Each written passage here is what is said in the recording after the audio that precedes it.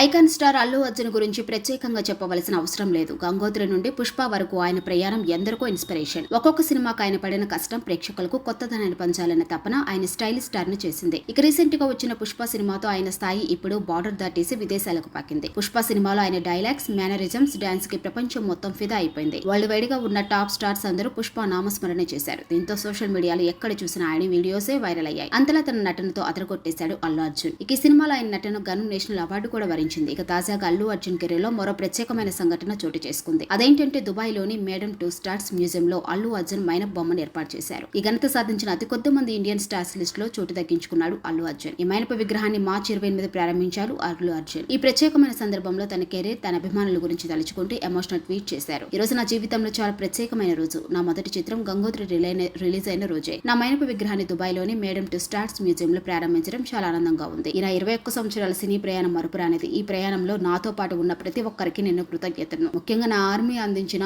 అమితమైన ప్రేమకు, మద్దతుకు ప్రత్యేక ధన్యవాదాలు. రానున్న రోజుల్లో కూడా మీ అందరినీ మరింత గర్వించేలా చేస్తానని ఆశిస్తున్నానంటూ ఎమోషనల్ ట్వీట్ రాసుకొచ్చారు అల్లు అర్జున్. ప్రస్తుతం ఆయన చేసిన ఈ పోస్ట్ సోషల్ మీడియాలో వైరల్ గా మారింది.